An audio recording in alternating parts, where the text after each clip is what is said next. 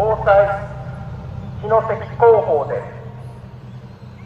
一関市から全国瞬時警報システム J アラートの訓練放送についてお知らせします。本日午後2時10分から屋外広報マスト FM アスモ専用ラジオ藤沢地域の告知放送を自動起動させて訓練放送を行います。繰り返